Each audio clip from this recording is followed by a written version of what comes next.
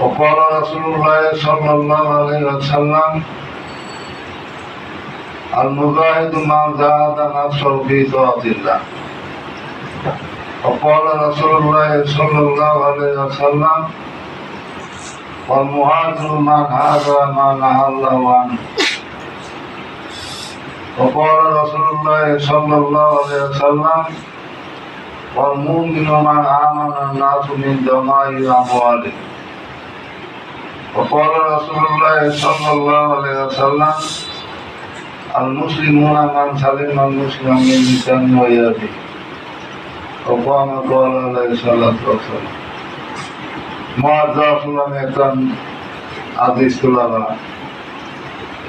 প্রথমে আমরা আল্লাহ তাআলার শুকরিয়া আদায় করি যে মহান আল্লাহ আমাদেরকে আসমানি ইলমের অধিকার হওয়ার জন্য আমাদেরকে আল্লাহ তাআলা দুনিয়াতে প্রেরণ করেছেন।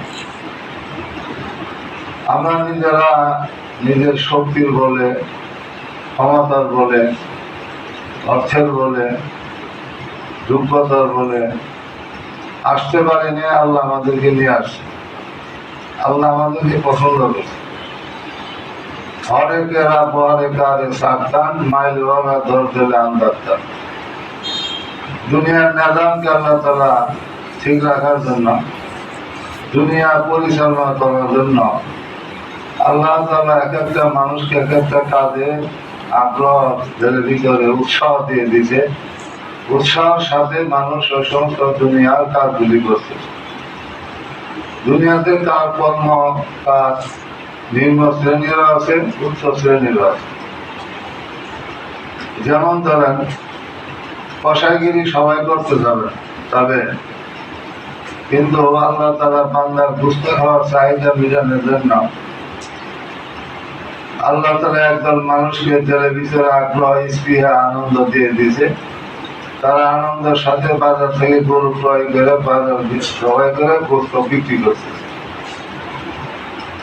দুনিয়ার নিজামকে, দুনিয়ার পরিচালনার জন্য আল্লাহ তাআলা একদল মানুষকে এই কাজে লাগাই দিয়েছে। নাবিদগিরি সবাই করতে যাবে না, কিন্তু আল্লাহ তাআলা বান্দার চুলের চাহিদা মিটানোর জন্য একদল মানুষকে আল্লাহ তাআলা আগ্রহ, ইচ্ছা দিয়ে দিয়েছে, আনন্দ দিয়ে দিয়েছে। আনন্দের সাথে সারা মানুষের মাথা চুল কাটছে। এরকম হাজার হাজার উদাহরণ। এক কথায় দুনিয়াতে মানুষ দুনিয়ার নিজামকে আল্লাহ তাআলা ঠিক রাখার জন্য কাউকে নিম্ন শ্রেণীর কাজ করার আগ্রহ দিয়ে দিয়েছে, কাউকে উচ্চ শ্রেণীর কাজ করার আগ্রহ দিয়ে দিয়েছে। তদ্রুপ আল্লাহ তাআলা দিনকে দুনিয়াতে টিকে রাখার জন্য এক শ্রেণীর মানুষদেরকে আল্লাহ তাআলা এই দিনের খ্যাতমতের জন্য তালিমের মধ্যে, তবলিগের মধ্যে, তবলিগের জান আর মাল নিয়ে আল্লাহ রাস্তায় মেহনত করে আল্লাহ দিনকে দুনিয়াতে প্রচার করছে। তবু আসমানি ইলমকে দুনিয়াতে টিকে রাখার জন্য আল্লাহ তাআলা এক শ্রেণীর মানুষদেরকে অল্প বেতনে 10,000, 12,000, 8,000, গ্রাম অঞ্চলে তো 8,000, 6,000, 7,000 টাকা বেতন আছে। 6,000, 7,000, 8,000 টাকা বেতন দিয়ে সারা 24 ঘন্টা হাজিরা ডিউটি করছে। আল্লাহ দিনকে দুনিয়াতে টিকে রাখা। এই জন্য আল্লাহ তাআলা আমাদেরকে দুনিয়াতে মধ্যে দিনকে টিকে রাখার জন্য আমরা জান এবং মাল নিয়ে আল্লাহর রাস্তায় মেহনত করতেছি, চেষ্টা করতেছি আসমানি ইলম অর্জন করার জন্য। এখন আসমানি ইলম আর হলো ইনসানি ইলম। ইনসানি ইলম সব মখলুকের মধ্যেই পাওয়া যায়, কিন্তু আসমানি ইলম সব মখলুকের মধ্যে পাওয়া যায়। ইঞ্জিনিয়ারিং ইলম এটা একটা পাখির মধ্যেও আছে, ডাক্তারি ইলম পশুর মধ্যেও পাওয়া যায়। ইনসানি ইলম যেগুলি মানুষের জ্ঞান দিয়ে, বুদ্ধি দিয়ে মেহনত করে যেগুলি লেখালেখি করছে সেগুলি বলা হয় ইনসানি ইলম। আর আসমান থেকে যেগুলো অবতীর্ণ হয়েছে সেগুলো আসমানি ইলম। সেই ইলম অর্জন করার জন্য আল্লাহ আমাদেরকে নিয়ে আসছেন। আল্লাহ আমাদেরকে পছন্দ করছেন, ছাড়াই করছেন, বাছাই করছেন। আমরা কিন্তু ছাড়াই কৃত, আমরা বাছাই কৃত মানুষ। মানুষের মধ্যে আমরা ছাড়াই কৃত, বাছাই কৃত। বাছাই করছে আল্লাহ তাআলা আমাদের। কোরআনের মধ্যে আল্লাহ তাআলা বলছেন সুম্মা আওরাসনাল কিতাবাল্লাযীনা ইসতাফাইনা মিন ইবাদিনা। আল্লাহ তাআলা বলেন পুনরায় ছাঁটাই করছি, বাছাই করছি মিন ইবাদিনা, যারা লাইন করেন, তারা তফসির করে জানেন। মিন ইবাদিনা অর্থ হলো আই মিন উম্মতিকা, আই মিন উম্মতি, আপনার উম্মতকে। আল্লাহ তাআলা বলেন নবীকে, হে নবী, আপনার উম্মতকে আমার এই কোরআনের ওয়ারিস বানানোর জন্য আমি ছাঁটাই বাছাই করছি, ছাঁটাই বাছাই করছি। আমি চাইলে এই কোরআনকে অন্য নবীর অনুমোদিত করতে পারতাম, আমি চাইলে অন্য উম্মতের হলে কোরআন নাযিল করতে পারতাম, কিন্তু তা করি নাই। কেননা আপনার উম্মতকেই আমি একমাত্র ছাঁটাই করছি, বাছাই করছি। আপনার উম্মতকে আমি কোরআনের ওয়ারিস উত্তরসূরি বানানোর জন্য। এখন কোরআনের ওয়ারিস সবাই, যারা কোরআন পড়ে তারাও, যারা পড়ে না তারাও। একটা হলো ডাইরেক্ট ওয়ারিস আর ইনডাইরেক্ট। যারা সরাসরি কোরআন হাদিসের এলেম জ্ঞান অর্জন করে যারা করতেছেন তারাও কোরআনের ওয়ারিস, আর আম জনসাধারণ যারা আছে এরাও কোরআনের ওয়ারিস, কিন্তু এরা হলো আলেমের মাধ্যম দিয়ে কোরআনের ওয়ারিস, এরা ডাইরেক্ট না।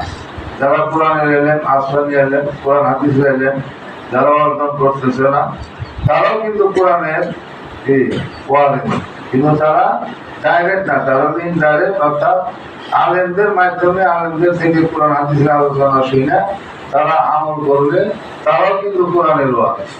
যারা সাধারণ মানুষ আছে, যারা কোরআন হাদিসের ইলম অর্জন করে নাই, তারাও কোরআনের ওয়ারিস, আর যারা কোরআন হাদিসের ইলম অর্জন করতেছে তারাও কোরআনের ওয়ারিস, ডাইরেক্ট আর ইনডাইরেক্ট। কিন্তু এই কোরআনের ওয়ারিস হওয়ার পরে মানুষ তিন দলে বিভক্ত। অমিনুম যালিমুন লিনাফসি, কোরআনের ওয়ারিস হওয়ার পরে এক দল যালিমুন লিনাফসি, নিজের নফসের উপর জুলুম করতেছে, অর্থাৎ কোরআন এবং হাদিস হলে কি করে না আমল করে। যালিমুন লিনাফসি, এরাও জান্নাতে যাবে, কিন্তু জাহান্নাম আমল না করার কারণে জাহান্নাম ভোগ করার পরে তারপরে জান্নাতে যাবে। হইল মিনু মুক্তাসি, কিছু আমল করে কোরআন হাদিস হলে কিছু করে না, কিছু করে না, এরাও জান্নাতে যাবে, কিন্তু আগের দলের তুলনায় তারা জাহান্নাম কম ভোগ করবে। এরাও জান্নাতে যাবে, জাহান্নামের আমল না করার কারণে পুরাপুরি তারা জাহান্নামে ভোগ করার পরে তারপরে জান্নাতে যাবে। 3 নম্বর হলো মিনুম সাবিকুম বিল খায়রাত, সাবিকুম বিল খায়রাত আই জাম্মা আমালাহু ওয়া ইরশাদুন নাস ইলা আমালিহি ওয়া তা'লিমা। যারা এনে তফসিলে আছে সাবিকুম বিল খায়রাত কোন দলকে বলা হয়? যারা কোরআন এবং হাদিসের অনুযায়ী আমল করতে, জাম্মা আমল মিলিয়ে নিছে, কোরআন হাদিসের কোরআনের আমলকে সাথে মিলিয়ে নিছে। ওয়া তা'লিমা, এবং কোরআন হাদিসের শিক্ষার সুব্যবস্থা করছে, আর ওদের সাধু না চাইলে আমলে মানুষদেরকে আমলের দিকেই থাকে। এই 3 গুণ বিশিষ্ট যারা হবে তারা সাবিকুম বিল খায়রাত। ওই জালালাইনে হাসিয়ার মধ্যে লেখছে ইয়াদখুলুনা জান্নাতা বিগাইরি হিসাব। যারা এই 3 গুণ বিশিষ্ট হবে তারা বেগাইরি হিসাব জান্নাতে যাবে, বেগাইরি হিসাব জান্নাতে যাবে। এই জন্য কোরআনের 4টা দিক আছে। একটা হলো আলফাজ বিল কোরআন, মানি বিল কোরআন, আমাল বিল কোরআন, ইয়াকিন বিল কোরআন। আলফাজ বিল কোরআন, কোরআনের শব্দগুলিকে সহি শুদ্ধ করে পড়া, মাথার অনুযায়ী পড়া।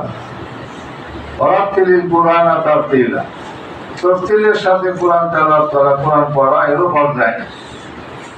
পর্যায়ে আইন। 2 হলো মানি বিল কোরআন, কোরআনের অর্থ জানা। কোরআনের অর্থ জানা। তলাবুল ইলমি ফারিদাতুন আলা কুল্লি মুসলিম। ইলমের দিন শিক্ষা করা প্রত্যেকটা মানুষের ফরজ আইন। কোরআনের অর্থ অর্জন করা এটা ফরজ আইন। আমল বিল কোরআন, কোরআনের আমল করা, কোরআন অনুযায়ী আমল করা এটাও ফরজ আইন। ইয়াকিন বিল কোরআন এটাও ফরজ আইন। কোরআনে আল্লাহ যা বলছেন এগুলিকে বিশ্বাস করা, এগুলিকে বিশ্বাস করা। ইয়াকিন বিল কোরআন। কোরআনের চারটার দিকের মধ্যে আমরা এখন আছি। আলফা বিল কোরআন এবং মানি বিল কোরআনের মধ্যে আমরা এখন লিপ্ত আছি। আলফা বিল কোরআন, মানি বিল কোরআন।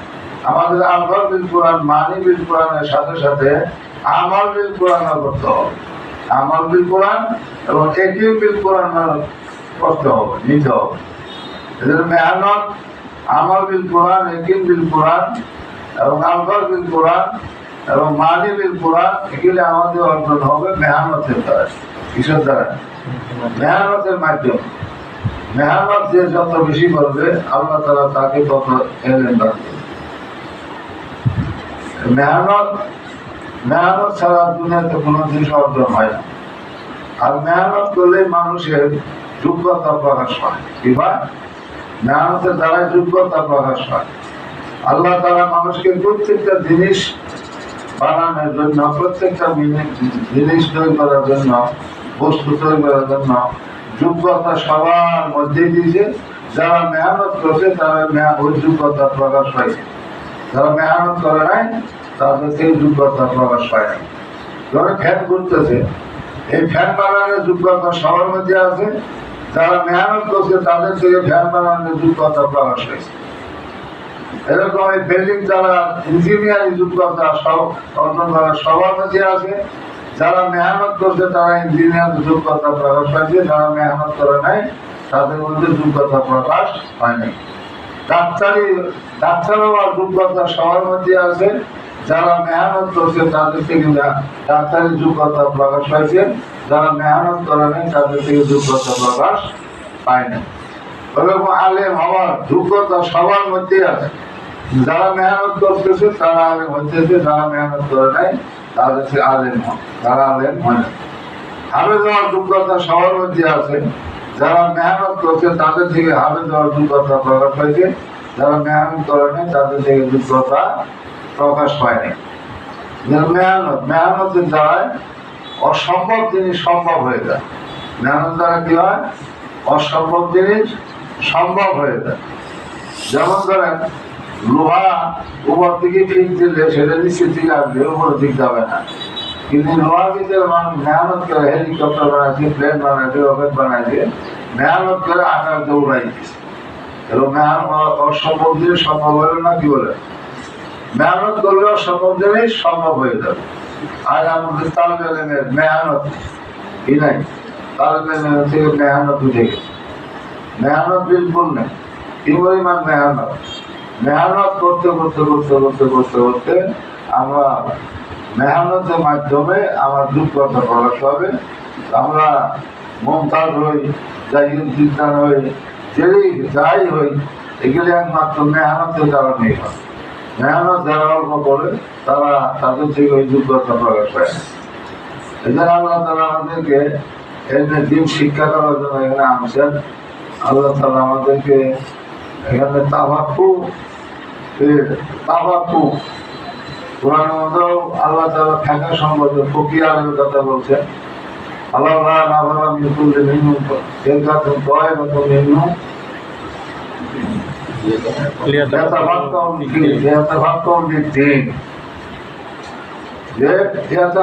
ফিদ-দীন। লিয়াতাফাক্কাহু ফিদ-দীন ফকিহ আলেমের কথা কোরআন মধ্যে বলছে।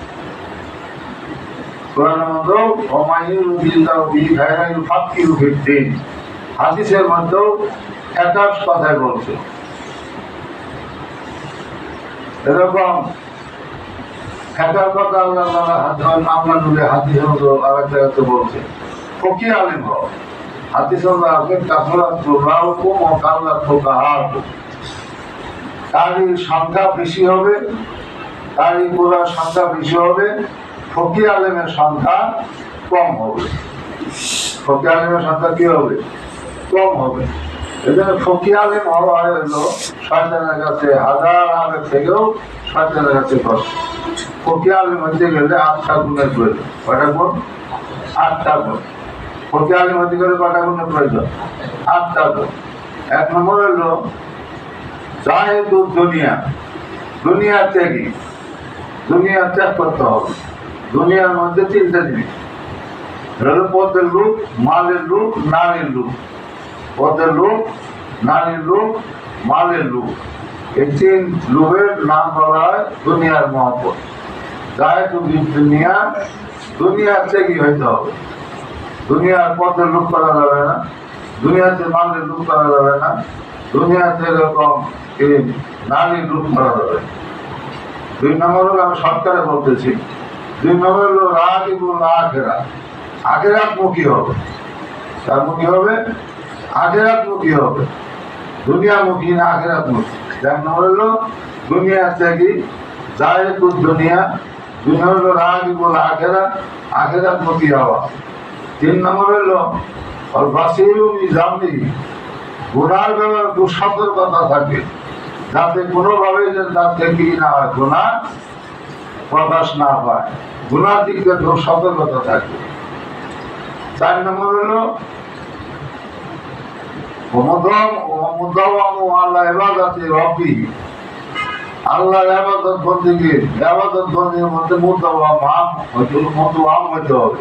তাওয়াম সর্বক্ষণ ইবাদত বন্দেগী, জিকির, আজকার, তেলাওয়াত, এগুলি ইবাদত বন্দে লিপ্ত থাকে।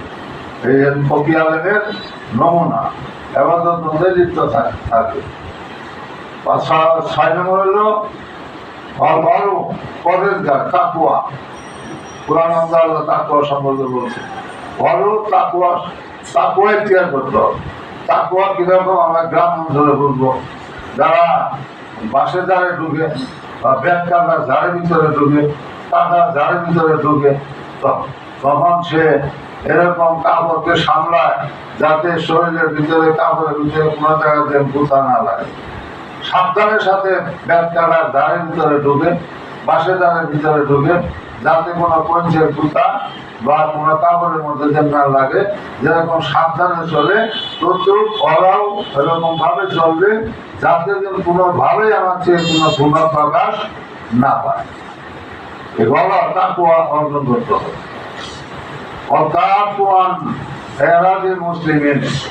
মুসলমানের মান সম্মান ইজ্জতকে হেফাজত করতে হবে। মুসলমানের মান সম্মান ইজ্জত আর মুসলমানের কাছে আমানত। যে মুসলমানের মান সম্মান ইজ্জতকে কি করতে হবে? হেফাজত করতে হবে। 7 নম্বর হলো